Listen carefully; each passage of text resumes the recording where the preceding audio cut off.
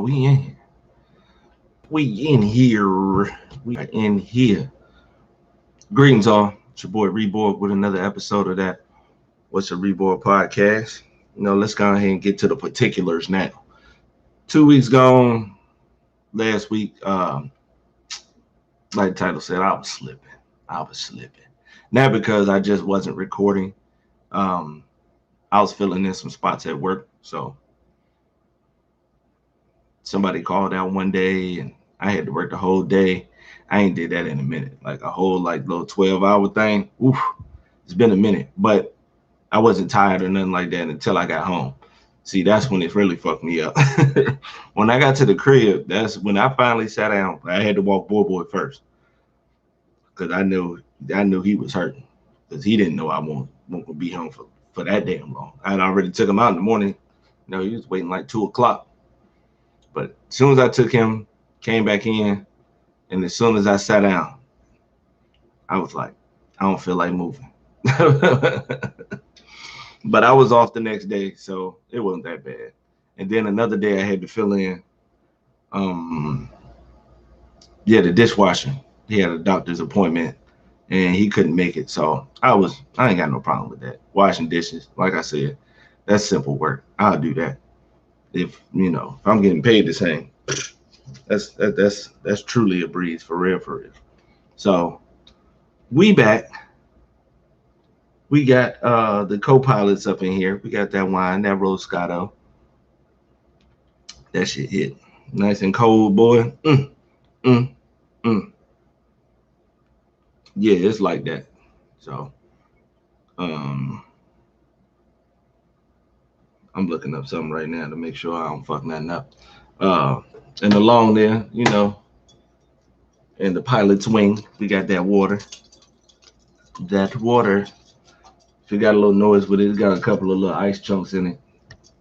I used some bottled water I had and put that in there.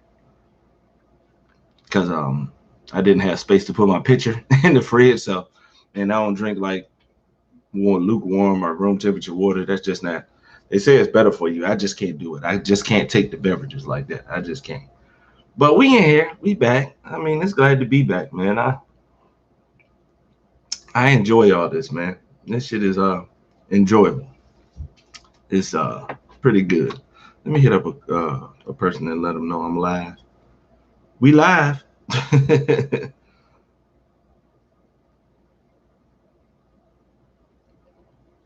Just to let people know, a couple of people. I really like the support I've been getting from the channel, like for real.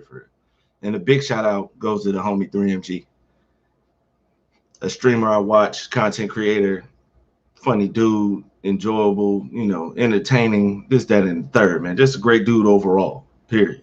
Even outside of just making good content. Now, he be bigging up the channel, man. Like every time he catch me saying something funny in his streams, or if he see me catch me typing in there, he be like, yo, man, go check out his channel, yo. He's funny as shit. And he fucked around and watched my comedy videos. If you scroll my channel, my very first video was me doing an open mic night at a comedy club in Newport News called Kazi's. The story up to that is something real. I'm not gonna get that to y'all just yet, but I was going through a rough patch, and at that time, I just I wanted to do it. So I went out there that day, and I took my homeboy. It was me, my homeboy Tito, and my boy Mosley, and T-Dog's cousin Joy. They went with us, and I want to say his other cousin Ashley went. I want to say she did, but they went up there, and I didn't know anything about it. So of course I got there late as shit, and I ended up having to be the last person, and I had to wait like maybe an hour and a half, 2 hours, something. It was a long wait. I ain't asked T-Dog to record, but I think he told me he was, and I was cool with it. There ain't no problem. Win, lose, or draw. I really don't give a damn. I enjoyed myself doing that. Now, life kind of got in the way, and I started working, so it wasn't something that I could just keep doing or wanted to do.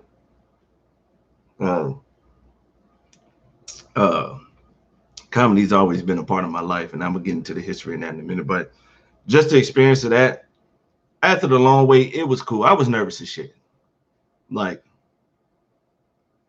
it won't number like what 20, 25 people in there. Boy, them comedians that be having them, like Kevin Hart be doing stadiums. Like stadiums, 50, 60,000. Damn. This ain't no football game. He just telling jokes.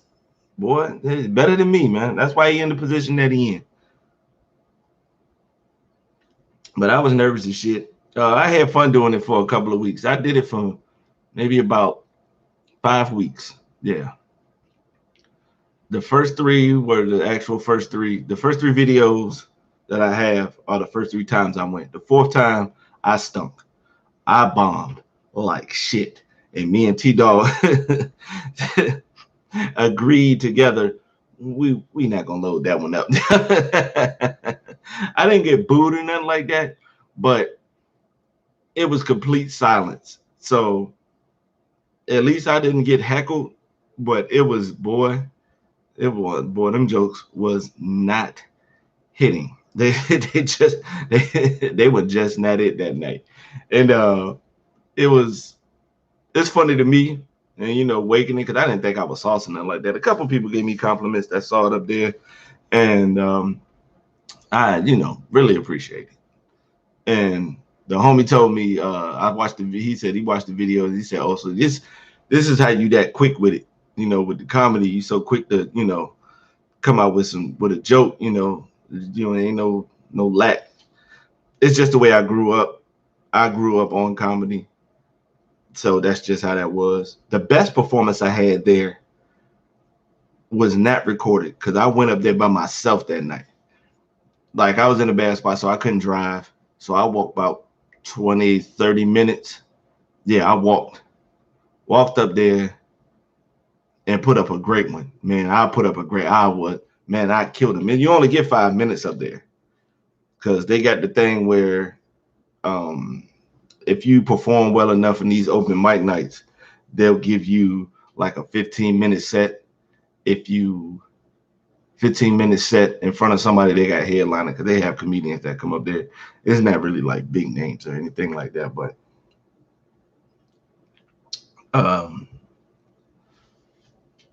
you get to perform in front of them. That wasn't the goal, but I thought about it after that one set. I was killing them, and I was talking about how I was still nervous and I was shaking like Ali. And then they was like, oh, I said, what difference would it make? Would y'all not say, oh, if it was Michael J. Fox? And then they laughed at that. Boy, I was killing them that night. I walked home feeling like a champ. I mean, for as fucked up as my life was at that time, that night really helped. Even walking back home was a realization. But that was cool. And you got to see some people that was really trying to. It was one black dude up there named Scrap Dooley. If you're from the Newport News area, you might know who he is. He was funny as shit. Like, he opened up for Cat Williams and a couple of other mainstream comedians that have visited Virginia in the Hampton Newport News area.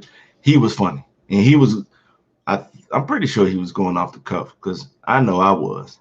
I didn't have shit. I was just like this podcast. I just went. I'm just going. I don't have nothing set up. Not for real. And if you watch that second video, the second video where I'm messing with Stephanie, that was the running gag for the night. Every comedian was messing with Stephanie because she was in the front row. I don't even think she did anything. I think the first person just decided to fuck with her, and then everybody else just followed suit. We all just went with just, fucking with Stephanie. But I enjoyed myself up there. For real. I enjoyed myself. It showed me that you have to work on like other things when you're doing your comedy thing.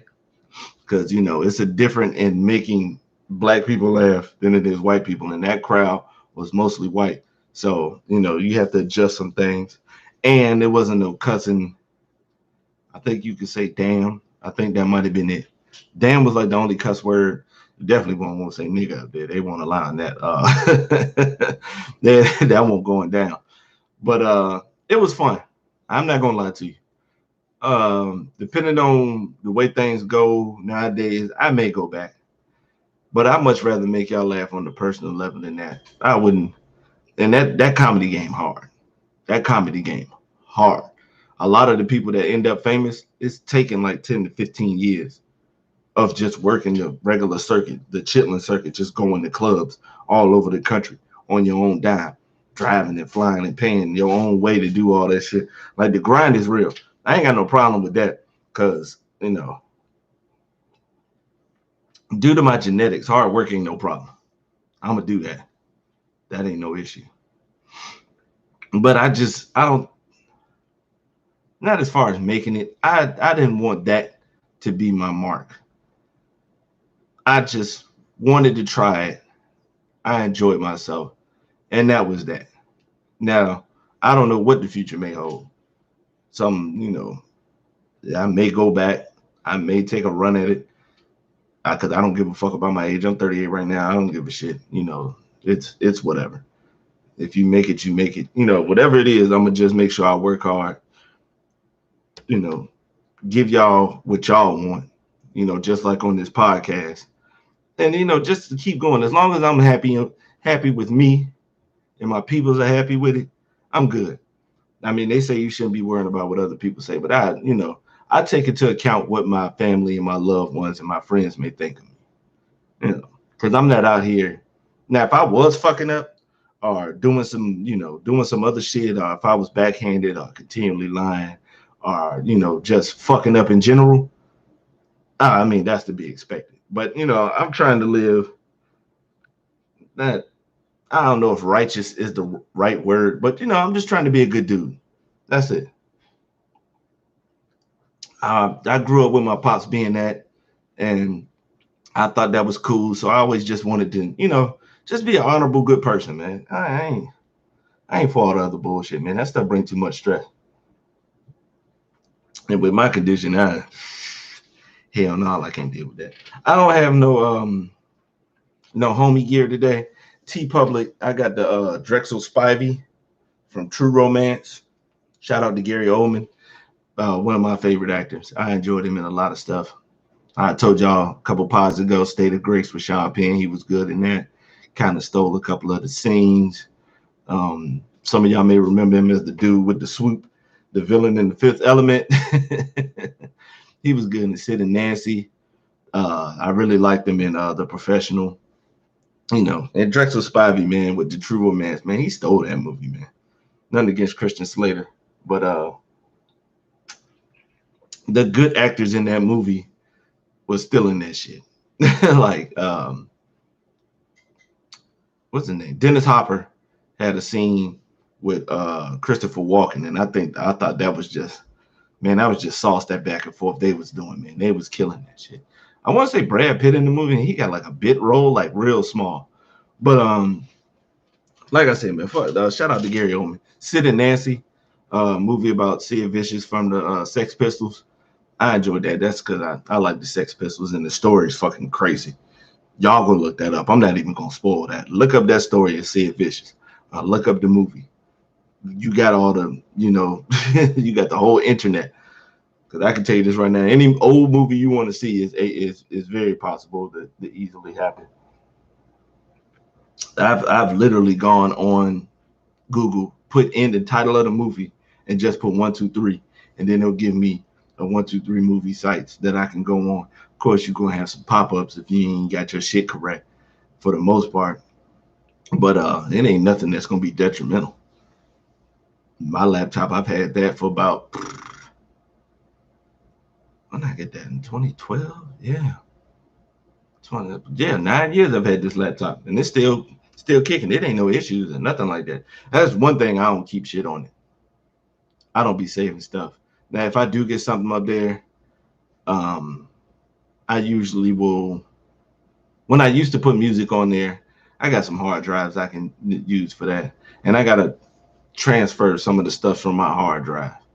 And with the way that the internet is now, man, you don't even have to, do all that. You can go on YouTube and just get it all.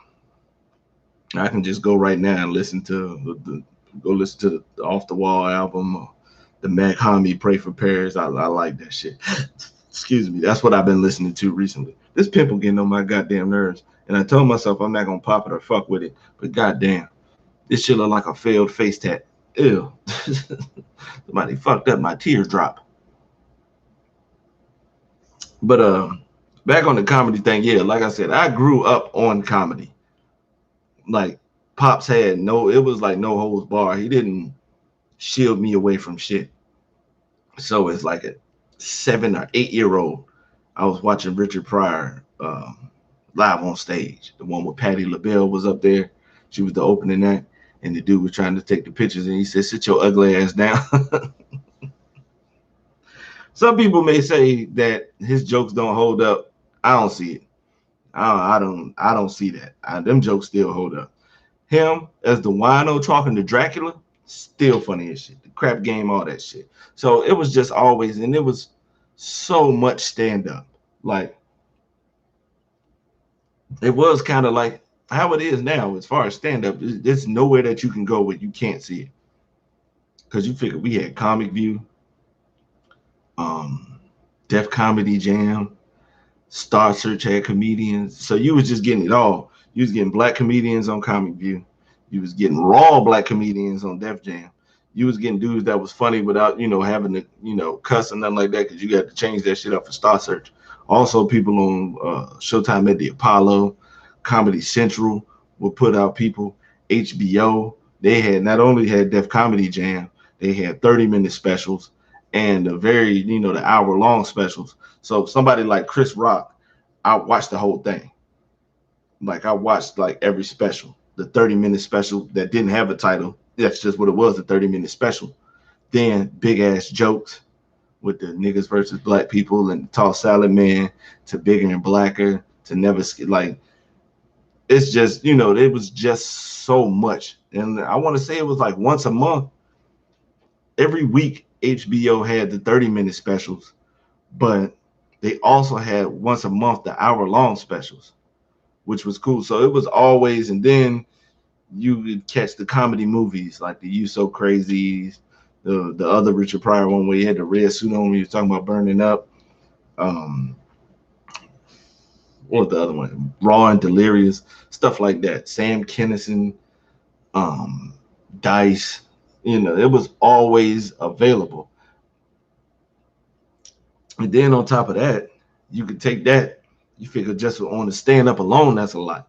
Then you have the comedic TV shows, Fresh Princes, Martins, even some of the white ones that I enjoyed, Night Court, Cheers. Damn, it was another white one I used to like. It was a couple more. Like you figure with all that stuff, it's just ingrained in you. And then you go to the sketch comedy shows, which is only two that I really watched. Saturday Night Live, when that was crazy. And then because you got to remember, at this time, Saturday Night Live didn't need special guests like to have you watching. It was just something you wanted to watch every week. Dana Carvey was fucking hysterical as the church lady, and damn, he had what else was his other joke? Because he had the church lady, and that was funny as hell. Then he was with Mike Myers when they used to do Wayne's World as a skit. That was good. Mike Myers as Sprockets, the German Access TV show. Simon sitting in the tub and shit like that. Then they had Chris Rock, Chris Farley, David Spade with the bye-bye. And then you had Sandler with the damn, what was that show? Oh man, remember you had the show that was dedicated to his ex-girlfriend, where he used to like call and stalk her and talk shit about her, and all his memories and everything he talked about would lead back to the ex. That shit was funny. Toonsis the Driving Cat. Tiny Elvis was funny. Rob Snyder with the it's Willarama, the Willmeister. Like, see, Saturday Night Live used to be that shit. I don't admit, with me, I feel like it's not geared towards my like, I'm not gonna say my generation. It's not geared towards me. It's not what I'm used to, getting from them. So, and I can understand that because But I have checked out a couple of skits, and there's still some funny people up there. Kenan Thompson can hit every now and again. When Chappelle was up there, that was amazing. Eddie Murphy, that was good. And you got to remember, that was one of the prized possessions at the house. We had the Eddie Murphy Best of Saturday Night Live skits. That shit was funny as fuck. The Buckwheat, Professor Shabazz K. Morton, um, Gumby, Mr. Rogers, Velvet Jones, the Stevie Wonder impression, the one he did with Stevie, and the one he did with Joe Piscopo when he was acting like Frank. Yeah, Saturday Night Live used to be fucking lit. Even what you call it, because I'm gonna get to him, Damon Wayans, who was on the SNL cast but got fired because he made his. He was just playing a side character in a skit, and he made the character gay himself that wasn't what it was supposed to be, and he got fired with that. It was a skit about Mr. Monopoly, and the cops was trying to lock him up, and they was interrogating him, and he made his cop gay. The Mr. Monopoly man, John Lovitz, John Lovitz is that dude. I've always loved that John Lovitz. I still love that crazy, corny ass high school high. That was funny and silly as shit. The Critic is one of my top 5 cartoons. Loved him in The Great White Hype. That's just somebody I'm always get a laugh out of John Lovitz. Then, and on top of that, you bring in The Living Color, which was beyond amazing. Man, that shit was crazy, man.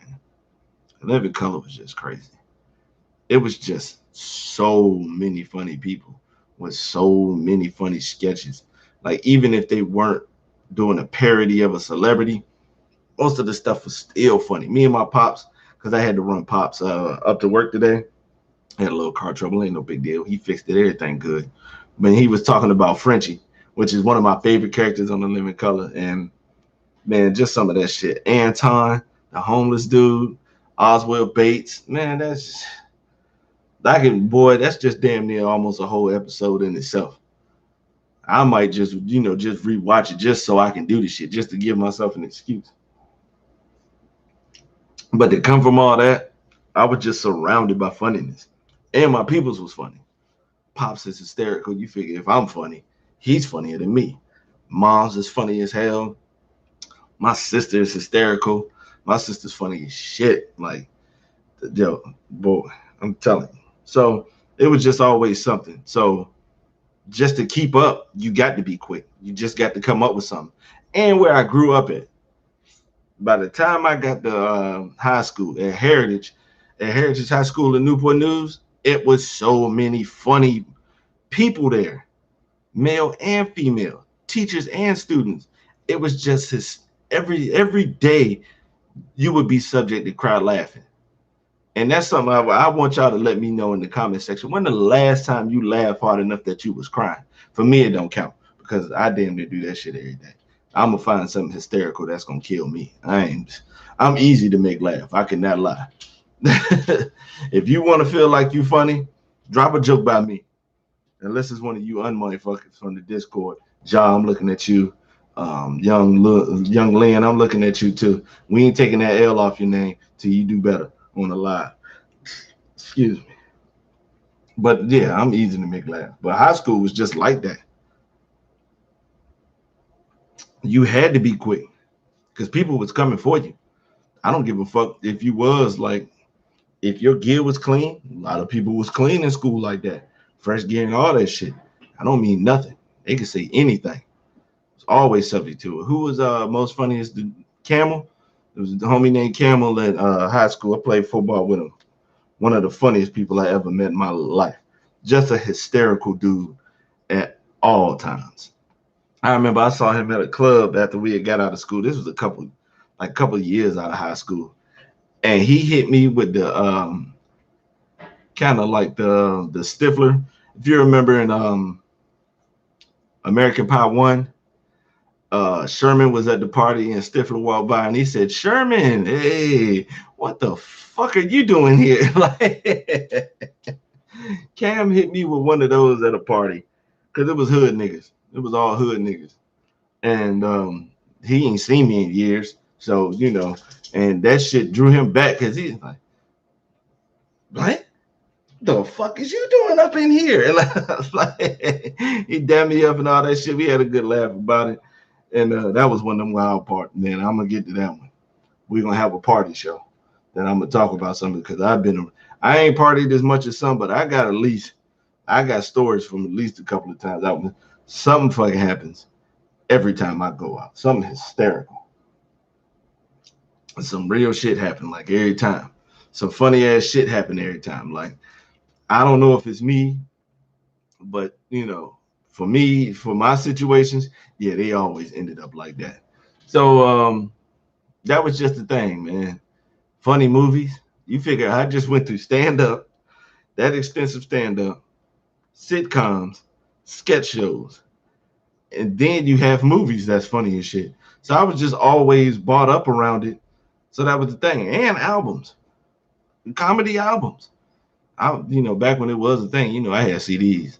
So, but that's just the way I put it, like comedy albums, like the Eddie Murphy one with the suspect ass cover, and nigga with the bow tie, with the collar undone, and the rolls in his hair. That cover was such a shit, but it was a funny ass album. All the Richard Jones craps, by this nigga's crazy. I laughed not at that one. You got one called Bicentennial Nigga. And then, just going through all that, man. Dice was crazy. Like,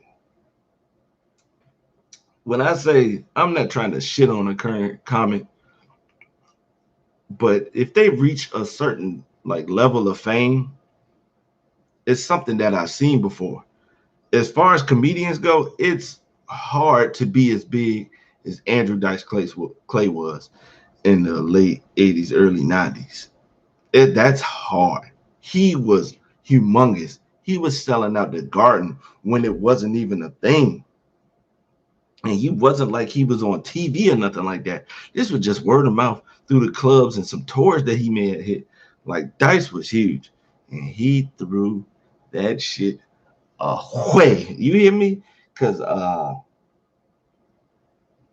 you figure, biggest comedian in the game. He gets invited to the MTV Awards.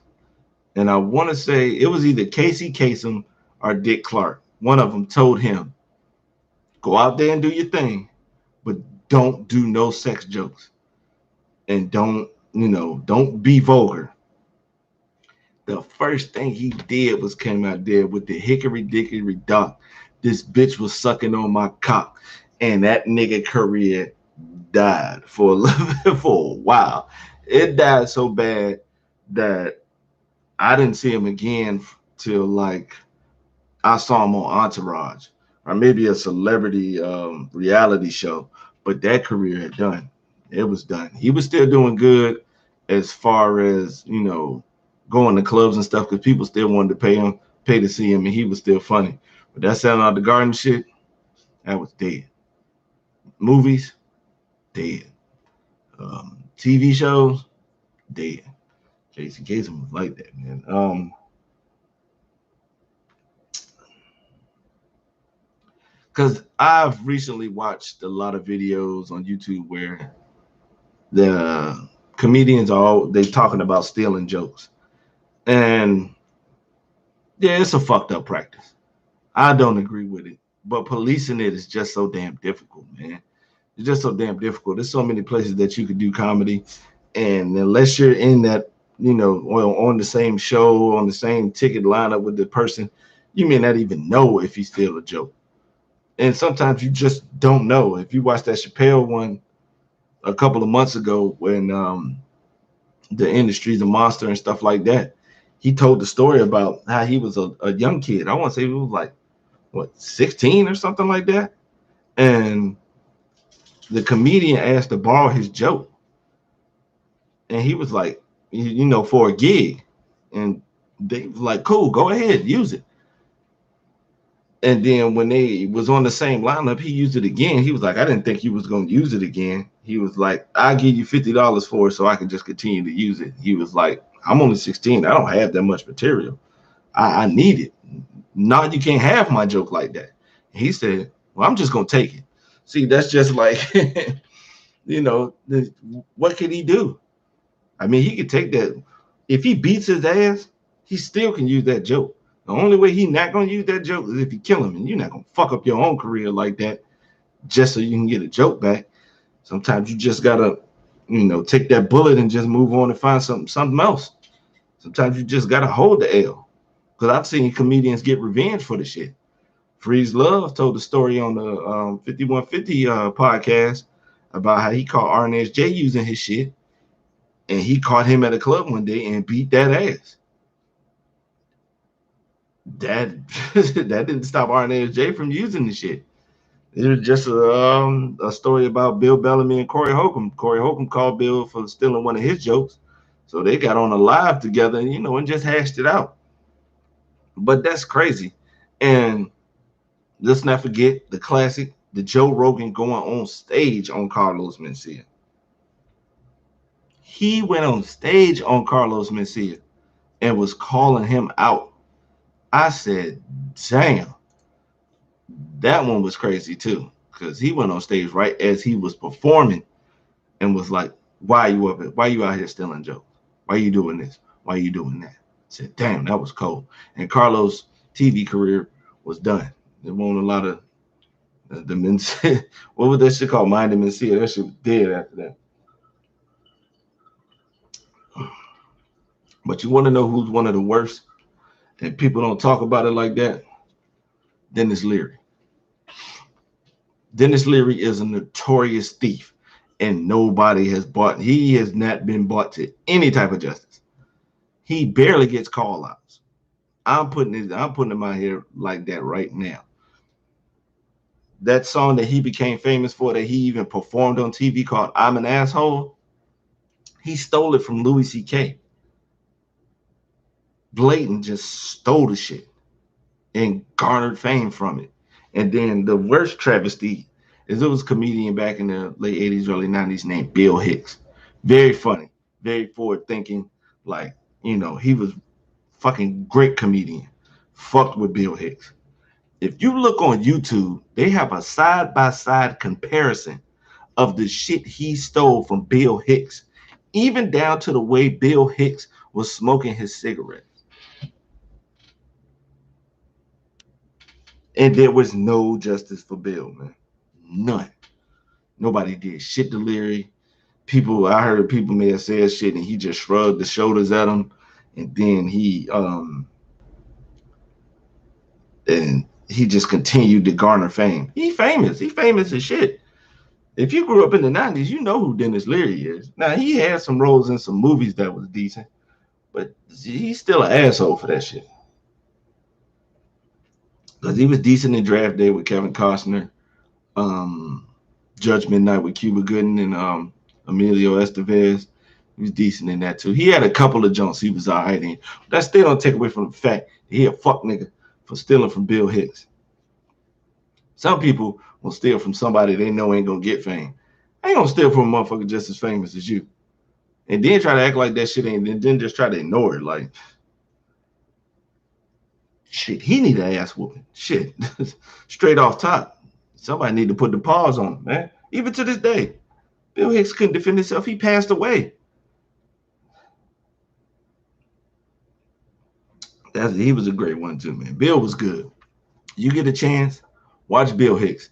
Even if he doesn't like hit you in a hysterical way, because comedy is subjective, and you may not like the same shit that I may like. You may not laugh at the same things I may laugh at, but it's still good. Like, it's still good to his conversation skills is A1, and he got like an epic spaz because he went in on a heckler. I mean, wow, like he went so much.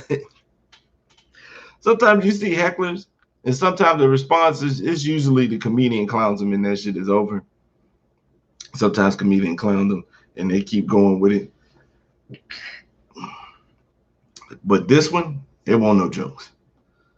He just lost it. He went the fuck in.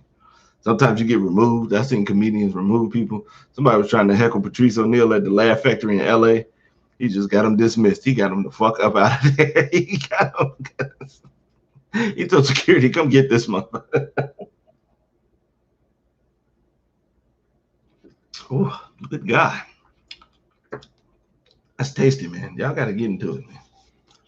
Get something yummy in your system. You know what I'm saying? But thinking of Bill Hicks kind of got me thinking about other comedians that have passed. You know, passing before their time. Because Sam Kinison was funny as shit too. Sam Kinison was wild. Yeah, he was funny as shit.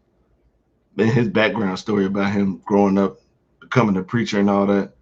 And I guess he was unhappy with it. So he went to go for his, man. We lost one too soon with that one, man. But Kinnison's still funny. And like I said, you can look it up. I would hate for you to be disappointed. I don't want to lead you to disappointment. I don't want to fuck you up with that. So he was like that. Mitch Hedberg with the classic one-liners. He was good. Chris Farley was funny as shit. That's what I may do when I get off here. I'm gonna look and see how he was at stand-up, because I never saw him doing stand-up. I usually saw him as a comedic actor. Instead, he was still funny as shit, because that goofy ass Beverly Hills Ninja is always gonna hit. Tommy Boy. Damn, what's the other one? Shit, it was Tommy Boy and it was something else. Tommy Boy was the one where his pops passed. And damn, I can't remember the other one where his brother was running for office and he was fucking shit up. Let's not forget the classic SNL skits with the dude that lived in the van down by the lake. Like, it was just he also, man, he was going too soon too, man. Damn, that shit crazy. But another news, man, shit's been going good, man. Chilling, working. It ain't that hard, so it ain't nothing. Got to kick it with my peoples as usual. I had an interesting conversation with moms last week while I was over my sister's. And my niece was out there. And my mom's like really surprised me with this one. So my niece asked, who is the GOAT MC? Who is the GOAT rapper? That's what she said. And the first thing I said was, it's subjective. It's whoever you want it to be. It's a personal thing. Every individual has their favorites for a different reason on any type of subject. And then moms went in and she was like, well, my favorite is Jay-Z. And I said, elaborate. And she gave a thorough explanation. She said, I've been a fan of his the whole time, from It's a Hard Knock Life to Sunshine to Ain't No Nigga, all the way up to now. And I don't know anybody that's had that type of longevity with me where I've listened to them for this long and I've enjoyed everything they put out. And I was like, go ahead, moms. I ain't even know you were still listening to Jay. That's what's up. Because, I grew up with my peoples watching that stuff with me, as I said. So they was into hip hop. Big. Like the 90s. Oh, yeah. Yeah. Moms was, yeah. Moms and pops was like that. And that was just crazy that she gave a nice, thorough answer like that. And she was like, I got some other ones that's I enjoy. Because, I told her she a big Ludacris fan, because she even mentioned him and Nelly and DMX. She was like, they were good, but they just ain't have it like Jay as far as the lyrics. I was like, yo, moms, thoroughly impressive, Dukes. I enjoyed that. I really did. And I was like, go ahead. And that's what makes mom so cool. Because I know when I say I can talk to her about anything, that's that. She called me yesterday, salty as hell, because we went out for breakfast again on Sunday at First Watch. It was still good. We had to wait though. That's one thing. If I'm hungry, I'm trying to eat right then. If I'm going to get food, I'm going to get it now. We had to wait 45 minutes. Damn. But at least it was good. But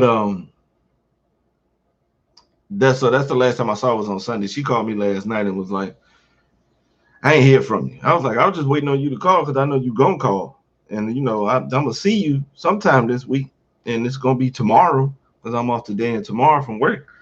And she was like, okay, you'll get a pass. I'm asking something else, and then I ended up telling my niece who I thought my favorite was. I don't have a favorite. I don't have like a GOAT MC. I got my top five, which I'll speak real quick in no particular order. MF Doom, Danny Brown, Devin the Dude, Mos Def, and Lupe. And I can't pick one because all those artists I go back to their music and listen to, and I just can't pick one over the other. Now, some like when I told some people in the Discord who they were, who my top five was, it was like, man, Devin the Dude. I don't know nobody outside of the, Houston that say that. And Danny Brown, he was like, man, you ain't from you from Detroit? I'm like, no. Just enjoy his music thoroughly. That's just it. Cause I'm just, you just go. I'm just gonna listen. Like I didn't get, some artists, you don't get suggested. Like I didn't get, I when I used to go on Box Den, back when they had a different format, that's a big blog site with all types of shit up there. But I used to go up there, and on the front page up there, they used to have the mixtape of the month or whatever. So I used to just see that and just go. So that's how I was introduced to ASAP Rocky, Flatbush Zombies. They got a song that got that type of lyric. I ain't mean for that to go out that way. Chance and stuff like that. Because I still like discovering new artists. Like I had heard of Mock Hami maybe about a year or two ago when Mos Def had dropped his latest album, with the very limited release. So limited, I wasn't even able to get this shit. I was salty as fuck about it too. But he was talking about artists who he listened to. And he said Blood Orange and Earl Sweatshirt. And he was like Mac Hami. So it was always in the back of my mind. And maybe a year ago, I listened to Floor Seats, and that brought me in. And he just dropped, like I said, that Pray for Paris maybe a month ago, and that shit slapped. So I still get excited about discovering new music. Maybe my niece will say something, because I can't remember who she told me. It was one artist I really wasn't familiar with. I knew who she was, but I didn't listen to her. And for my niece, I'll take anybody. I don't give a damn. If you suggest somebody, I'm going to give them a listen. It doesn't matter. What was the name of that group? Tam Impala, the homie, my boy Smoking Joe Blackman, who I had a long ass conversation with, maybe about 2-3 weeks ago. I was on the phone we was on the phone for 3 hours out this moment talking about everything. But it was good to do because it was kind of like a therapy session. We didn't have any issues with each other or anything like that. It was nothing like that. We were just talking about what was going on in life, and and just going through, all the shit that may happen. We talking about what we may have been watching, what we listening to, what's going on in the sports world, how you feeling personally, what food that you been dabbling into, what you've been going through, revelations that you're getting in life as you get older and things of that nature. Our sisters, because we both got older sisters, so that's something that we both, we went into, and it was just by the time I had paid attention, it had been like 3 hours and 30 minutes, and I was like, damn, because I don't be on the phone like that. The only time I was really on the phone was back in high school, because you had to talk your way into the buns, man. I ain't cute enough to just get instant buns like that. I got to talk my way into them cheeks. So, but that was the last time. After that, it got real short. I had like a 15-20 minute time limit when I was like talking to females or whatever, because anybody else, I wasn't calling. I would just text like, Pops, I'm getting ready to swing through there. I got him some saucy shit too. I ain't gonna tell y'all what it is until after he get it. I hope it show up on Sunday or before Sunday. And even if it don't matter. He'll appreciate it either way. He's no low maintenance. About as low as it can get, for real, for real. He he checked his ego at the door a long time ago. But just to look out for that. But just to have that good conversation with the homie, man. And I think everybody needs that. I do not care who it is, whether it be your therapist, your psychiatrist, best friend, mom, dad, sister, brother, aunts, uncles, grandparents, cousins, anything. You got to get this stuff out. You got to get this stuff out. But whoever you talk to, you have to know what their response may be, because you can't talk to nobody who's foreign to you, because you don't know what is going to come from it. You have to talk to somebody who knows, who is familiar with you, and you have to be familiar with them. Like, I know if I tell my mom something, she's going to return it with the ultimate truth, whether I like it or not. I enjoy that. That's cool. That's how I would much rather have my conversations. Let me know what it is from the jump in this situation. Am I fucking up? Did I react the wrong way? Were they fucking up? Did I not react the way that I should have? Should I have been more angry or stuff like that? That's what I get from her. Pops will tell me something as far as something that he may have gone through in the same situation and tell you if that may have worked for him or not. My sister's the same way with moms and grandma too. Like, I like where I'm at in this part of my life where I have so many different people to talk to. If I have an issue, I have so many people I can get stuff off my chest. Matter of fact, I just heard from the homie Monte. He getting ready to, do a little something. I ain't gonna put him out there like that. But it was just great to hear from, because he been gone. Like when Monte left for basic training, that was it. He ain't been back in VA, not outside of maybe a week or two or something like that. And I like the fact that sometimes when he does come home, he doesn't tell us. Sometimes he comes home just to see his moms and grandma and stuff like that. And you need that. So you can just do what you need to do with your peoples for this time. Maybe next time I'll holler at the homies. And I respect that. I like that. And, excuse me. It was good to talk to him. I'm already putting the steps in order because he's out Vegas on Nevada. And, he wants the homies to come out there. I'm already putting that in motion, man. But make sure, man, in this life, why is this camera getting blurry? You know what it is?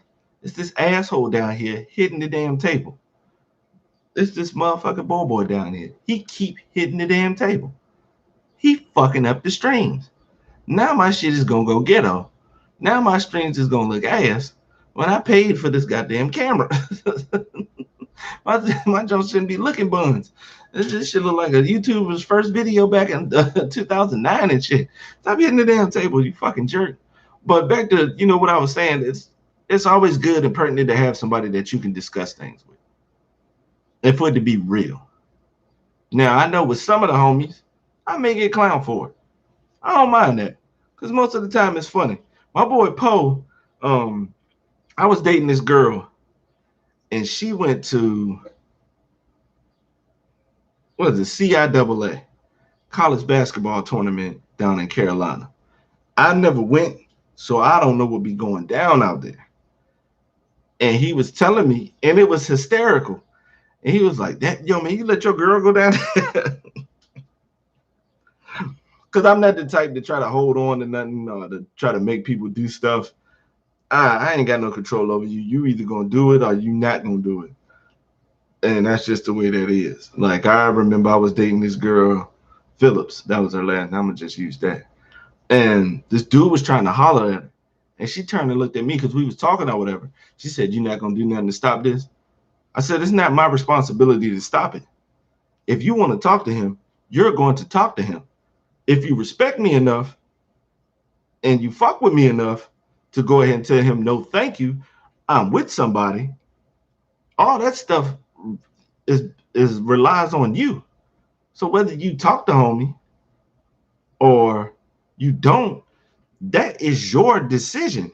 I don't have shit to do with that. Would I like you to talk to him? No. We doing something. We together. But I can't stop you from doing it. I can just voice my opinion. She hated that answer, and she ended up fucking with the nigga. Like, hey, man, you got to just take the L. But I was prepared for it. Because, like I said, you can't control nobody and what they want to do. That's not my responsibility. I can only control what Jamal can control, and that's just him. I can't control the ways of the world and the way people move and the way people react to things. No, I can't. And I'm not going to use my energy to do so. Because I have to put my energy into making sure I'm good and making sure the people around me are good. You know, what the fuck do I look like if I'm making sure you are right as my girlfriend and not making sure mom's is all right? Because a female will, I mean, whoever I'm involved with will hate to hear it, but you're low on the pecking order. And that's not your fault. That's just the way it is. I have a family. I love my fam. They're going to be in front of you, all of them. Grandma, Grandma Helen is coming before a lot of people, if not all. The same thing goes with my mom. Carolyn gets motherfucking top billing. Grover, my pops, same thing. Nigga, if my nephew calls me from down in Georgia, I'm gone. If he needs me, I'm there. My niece. Like, I'm at the point where it comes for love for my family. I will fuck up my future to make sure they all right. Plain and simple. If somebody bothering my niece, I'll tell them plain and simple. Don't make me fuck you up. I will fuck up my life so you won't fuck up theirs.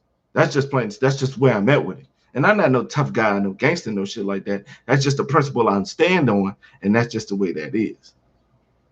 But like I was saying, like, just find somebody you can talk to, because you got a lot of shit going on. We all have a lot of shit going on in our hearts, in our minds, and all that shit. So just make sure you have somebody that can help you with this. Because I've been in a place where I just didn't trust people and I just didn't want to discuss things. And I was in the worst place mentally, which is a whole nother podcast episode in itself. So making sure you just good, making sure you are all right. And people will check and make sure. My niece asked me when we was in the car waiting to go to First Watch, Jamal, how are you? And I was like, what you mean? Like physically, mentally? She was like, both. I'm all right. It made me smile because she genuinely gave a damn. Now I was still salty as hell because she had a Care Bear shirt on and he had Lionheart Bear up there. How the hell the leader in there? I ain't even getting that rant. I said I wasn't gonna rant this episode, and goddamn it, I just. But like I said, man, get this shit off your chest. Feel better at the end of the day. And I'm just glad and I'm just fortunate that I have. I got a laundry list of people I can go to, man, for this stuff, man. And I love and appreciate every bit of that. And I love and appreciate them for being who they are. Because who they are at the core is what one of the reasons why I fuck with them. Because my list of people I fuck with is for a reason. I fucks with them. And I enjoy that part. They don't have to change because who they are, genuinely is who I fuck with. And I just love that about, my peoples. And I'm just glad I have so many people I can go to. And if you want me to be one of them people, you're going to have to talk to me first if you're not already in the circle. Because I'm going to let you know. Depending on how serious it is, you're going to get some of these jokes. I just spent about 20, 30 minutes telling you about this comedy shit. I might get a clown. I'm going to find something to laugh at. And I'm not going to laugh at the shit behind your back. I'm going to laugh at that shit in front of you, with you first. Guaranteed. Because if it's something I'm laughing at, it's something that probably ain't that serious. Or something that's easily fixable. So just to let you know, even if it is somebody who you think, man, I can't take that shit to them, they be clowning, man. You never know. After they done laughing, they might have the best advice that you could ever receive. Oh, I don't want to go to this person. Man, they be fussing and cussing and all that stuff. Wait for them to do that, and you might get some gems dropped on you. So don't pick and choose what you want to do. Don't talk to people who are going to be light with you, because that's bullshit. That's just what it is. You're not supposed to be catering to the feelings. You're not. You're supposed to be getting to the point where you're helping the issue. However you get to helping them, and, the words will hurt, but that shit, It's toolboxes everywhere. Build a bridge and get over this shit. Your feelings will get hurt, but that who gives a fuck? We move on. What we are worried about is finding a solution to this issue. That's where we're at. That's what we're trying to do. So yeah, I'm gonna shut it down. I could have just gave y'all 5 minutes of filler to make it an hour, but I think 55 is good enough. And I'm, ready to sit down. I'm already lotioned up and stuff. My skin feels splendiferous right now. I'm just in a jubilant mood like hell. Even after taking my pops to work, man, I had to wake up at 3 in the morning to go get on it. Whenever you wake up before you ready, that shit is something that you got just to adjust to. But it ain't as bad when when you're going to have the time to recover. Yeah, I woke up early and it disrupted the sleep, but I knew I was gonna go home and go to sleep anyway. So that's why it ain't no big deal, ain't no sweat off my back to go ahead and look out for the home, because I know he would do the same for me. He has. So excuse me. Let me take one more second. Thanks again for individuals who joined the live. Really appreciate it. Much love to you, respect and all that. Be easy, be you, and remember, you win, you winning. You gotta win. I gotta win. We all gotta win. Let's just get these dubs, man. And anything in life, man. Let's just get these wins, man. Love and appreciate everybody, man. Be easy.